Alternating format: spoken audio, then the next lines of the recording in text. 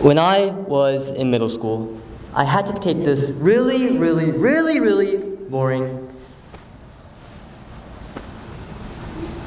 home economics class, which I had absolutely no interest in. We had to make this paper model, and I could see the teacher's idea of crafting a paper mouse was very effective in making students concentrate. However, it was the most agonizing time of my life. I was terrible with things that included glue, scissors, and instructions that were kind of similar to ingredients listed on the back of a shampoo bottle. Most of all, I had no idea why I had to do something which I had absolutely no talent in. Despite these reasons, I didn't give it up. I did everything I could in my best ability, partly because everybody else had no objections. I didn't want to be the weird guy pointed out by others, and I didn't give it up. Also because the fact that I probably didn't want to get a bad grade. To make a long story short, after my teacher saw what I'd made, she gently told me to give up on any plans to make any more paper models in the future. I was a little taken aback, but also relieved that I wouldn't have to do this again. And to tell you the truth, her telling me to give up was one of the most important lessons of my life. Let me walk you through another example showing why we sometimes learn to give up. Take a look at this fable called Animal School. Once upon a time, animals organized a school to make their children adapt to the new world. Every animal had to take subjects of running, flying, climbing, and swimming. However, there were some issues.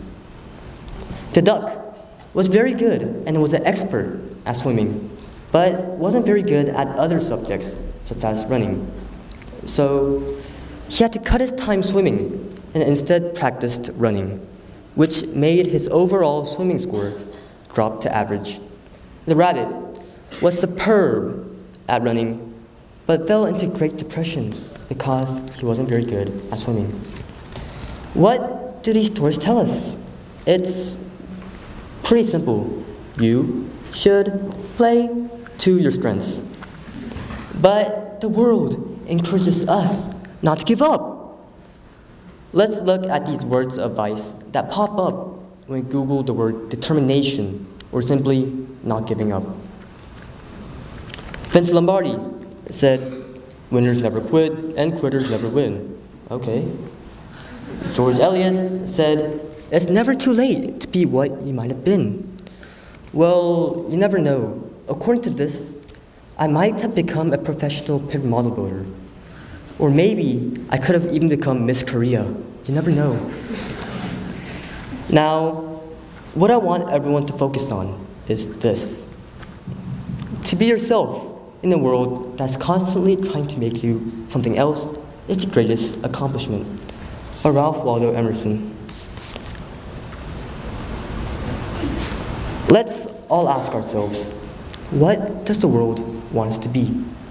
We should all go to school, receive the same education, and finally be these people that can fit perfectly into society. But let's think about this. What will we accomplish when we grow up? If we ducks were only learning how to run, instead of our swimming. So not giving up can be said similar to a one-size-fits-all t-shirt. It doesn't accept being different, like in the story of Animal School. Has anybody wondered what we can lose during the process of fitting in? Do I have to be somebody else in order to fit in? Or do I have to do something just because others do?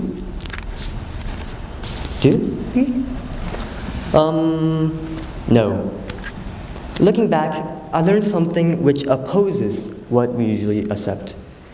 If I hadn't given up on the activities which I have no skills or interest in, I would have been discouraged, as well as wasting a lot of time agonizing over what I haven't done. It also wouldn't help that the words of advice from my critics would probably pop up and disturb me in my dreams. By giving up, I could get rid of thoughts of what could have happened. I gave up, but I don't regret. Of course, giving up doesn't mean that we should give up on everything we don't want to do. If you do that, that's gonna be a bit of a problem. What I want to tell you is this. Let's be special. Let's be one of a kind. Let's be ourselves. There's no point in trying to enhance your weak points so that it'll match others.